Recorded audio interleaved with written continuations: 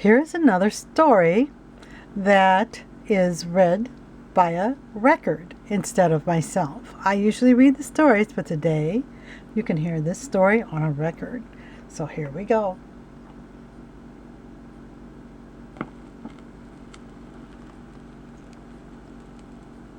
This story is about a streetcar.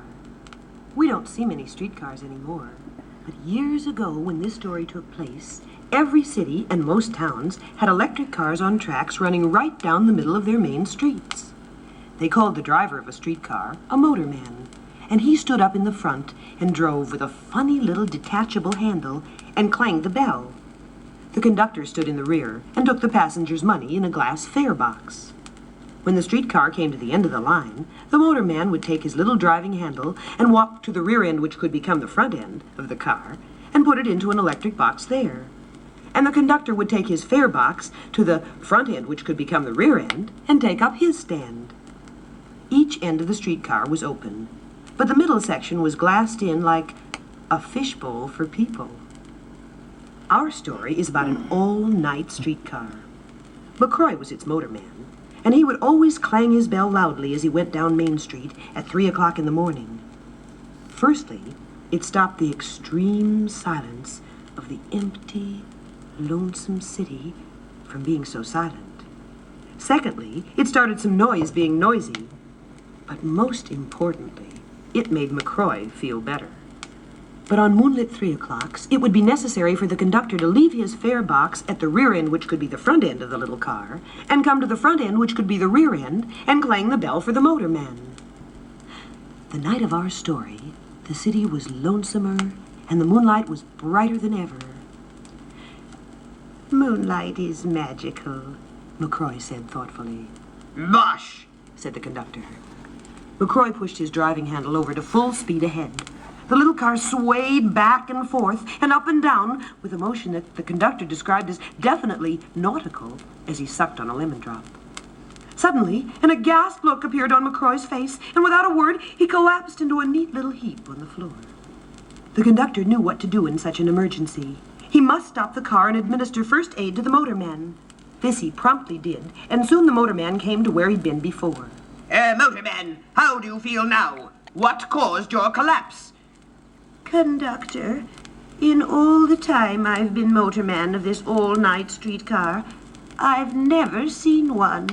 "One what?" "One passenger."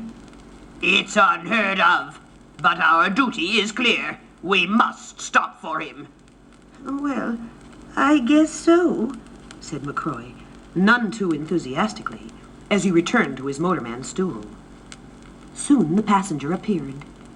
He was a very small man, clad in a huge overcoat that draped about him and looked like a partially collapsed tent. He mounted the watcher steps spryly, dropped a dime into the glass fare box, and sidled down the aisle through the sliding door to the glassed-in middle section. And then he said, "E pluribus unum and backwards Neptune." Immediately, the all-night streetcar began moving violently, but in the wrong direction. McCroy, the motorman, finding himself in the wrong end of his car, picked up his driving handle and walked mechanically to the other end of the car and began to operate there. He looked as if he were about to collapse again. But the conductor, who was non-collapsible, had begun to crank his fare box and was paying no attention to directions. In a minute or two, out came no dime, but instead a smooth, white seashell. "This will never do," he said to himself, as he walked down the aisle and confronted the passenger. "Your fare, sir, is a shell." "Huh," said the passenger. "That insidious machine would ruin any decent magic.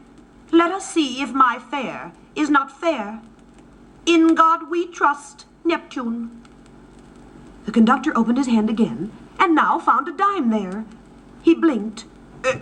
"Oh," he said, as he blinked again. I'm sorry, sir. I thought it was a shell."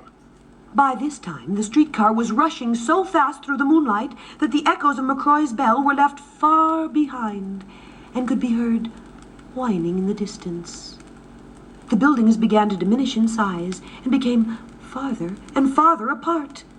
McCroy realized that they were nearing the far end of the line, nearing the Palisades that dropped off into the rolling sea.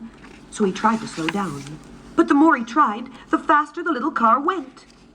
By this time, the conductor realized what was happening. He ran up to McCroy and shouted in an angry voice, You're going too fast. Slow down.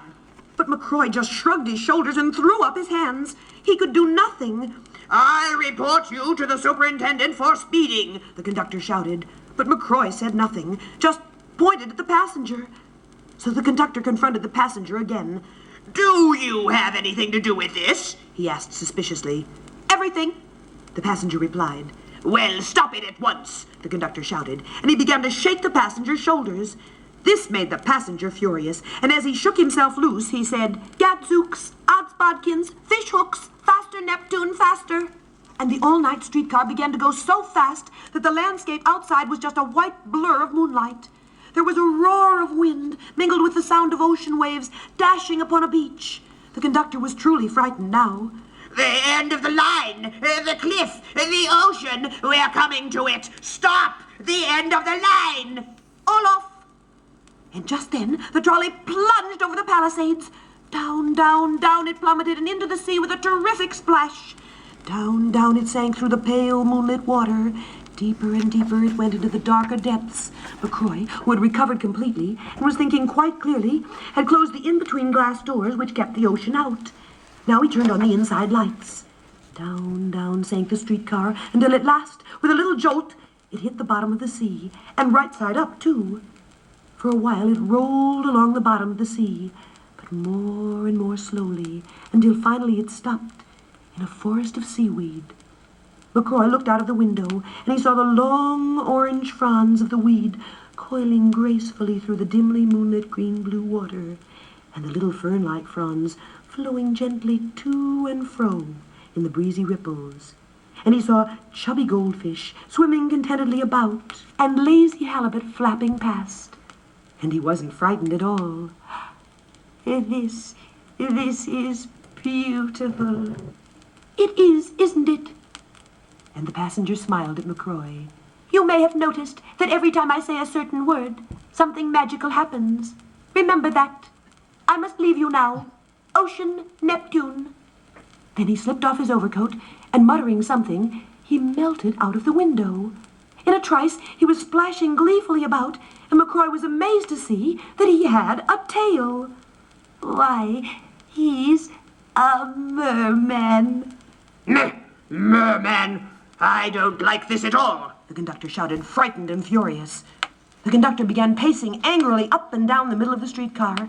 As he did so, McCroy noticed that suddenly the ocean was filled with hundreds of fish, swimming slowly past and staring in at the angry conductor. There were big polka-dotted fish and chubby little striped fish. There were middle-sized goldfish and teeny-weeny silverfish. But they all had one thing in common. Their eyes seemed to almost pop out of their heads as they watched the conductor. This made him even angrier. I feel like I'm in a goldfish bowl. McCroy couldn't help but laugh. Well, we are in a kind of people bowl. I don't think this is funny at all. Get me out of here! In a twinkling, the conductor was outside of the car in the water and floundering fiercely. When the merman blew a series of bubbles, all the hundreds of fish swam round and round the conductor and looked at him with their big pop eyes. Then the fish all swam over to one side, and when the conductor saw what was coming, he looked more frightened than ever. For swiftly approaching on his tummy was an athletic octopus with boxing gloves on each of his 8 arms. The bubbling conductor put his fists up, but in very short order, the octopus had punched the conductor 4 times on the right side of his jaw and 4 times on the left. Oh, said McCroy, as he winced 8 times. I wish I were out of here. They even have prize fighters in Neptunes. What happened? Asked the conductor in a very small voice as water spilled out of his ears. I can't quite explain it, but here we are, high and dry on Main Street again. Was I asleep? I dreamed. Dreamed? Look at your pockets. They're full of seaweed. You're dripping. You've just been beaten up by an octopus. The conductor rubbed his tender jaw with one hand and scratched his head with the other. It was all most mysterious and needed pondering. So he pulled his pipe out of his pocket and began to light up to aid in pondering. But there was a small red herring in the pipe. Hey, Said McCroy anxiously. you're asphyxiating him. Who cares? Said the conductor, and he threw the little fish away. McCroy caught him and put him in his hat. Now wring out your coat and empty your pockets. Give him some water. So the conductor did, and the little red herring in McCroy's hat gulped greatly and gave a weak but thankful flip of his fins. McCroy started the all-night streetcar again, and as the gray morning light began to steal over the city, he trundled the little trolley back to the car barn and tiptoed her in so he wouldn't wake up the superintendent. It was lucky that he did, too, because the wheels were all tangled up with seaweed. McCroy got out and began to run. He ran all the way home, bareheaded, too, for he had the fish in his hat in his hand. Up the 6 flights of stairs in his boarding house he bounded, a flight at a time, and when he reached his little room, he poured the fish into a bowl, added water, salt, and pepper. The herring sneezed. I'm sorry, said McCroy. you should be. Said the herring. McCroy was very, very surprised. He sat down on his bed, still very surprised. He lay down on his bed, quite surprised. I must have been dreaming, he thought, as he went to sleep.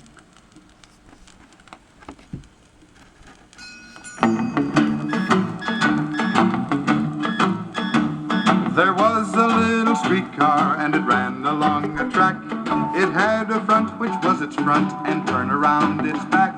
It had a trolley on its roof that went along a line. But best of all, it had 2 bells a-ringing very fine. Clickety-clack, cling, clang, clickety-clack, cling, clang, as it raced along its track to the end of the line and back. Clickety-clack, cling, clang, clickety-clack, cling, clang. One night this little streetcar ran past the end of the line and splashed into the ocean, which it thought was very fine.